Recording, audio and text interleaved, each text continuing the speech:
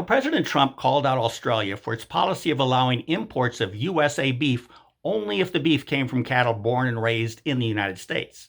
In other words, Australia was allowing US beef to be imported, but only if the beef was exclusively USA beef, not beef from cattle that had been imported from Mexico or Canada.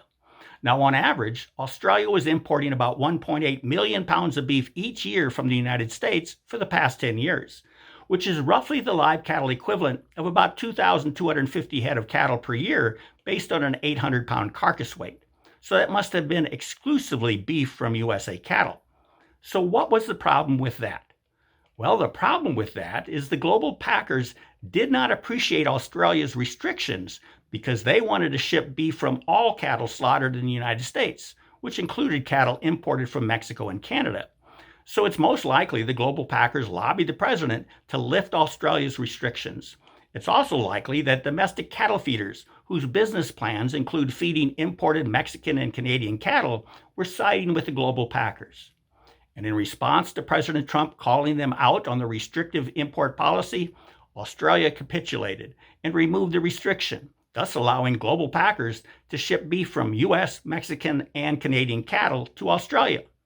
Now, interestingly, an industry media report indicated that the major retailers in Australia, including McDonald's, didn't like their government's concession, and several retailers have reportedly committed to continuing to source beef that is exclusively born and raised by Australia's cattle producers. So hold on here. It seems the Australian cattle and beef industries have an Australia First policy when it comes to beef imports, and it seems that Australians can make their own choice as to where they want their beef produced because Australia has a mandatory country of origin labeling or MCOOL requirement for beef sold at retail. Why is it then that America's cattle and beef industries don't have a comparable America First policy when it comes to imports? And why doesn't the United States have a mandatory country of origin labeling requirement on beef? Well, here's the reason.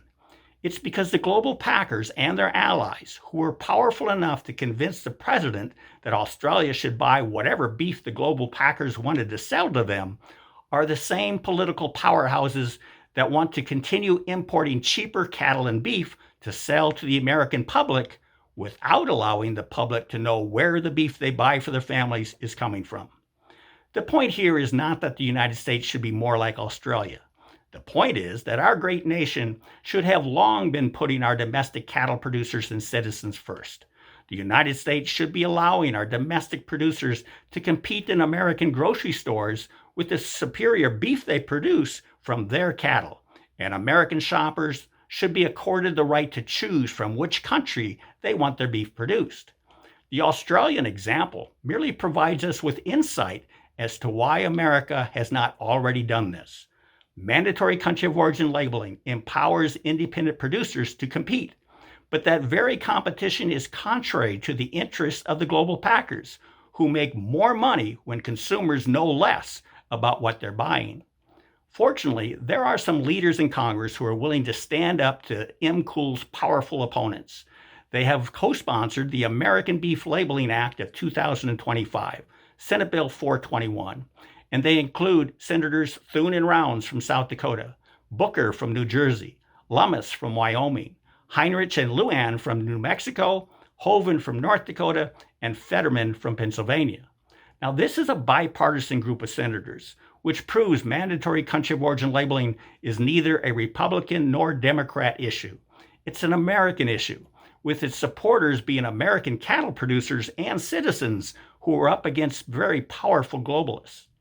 If America First is the goal, then the American Beef Labeling Act is an integral component.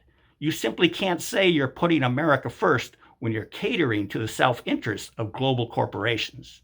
The quickest way to pass this important legislation is to include it in the Farm Bill.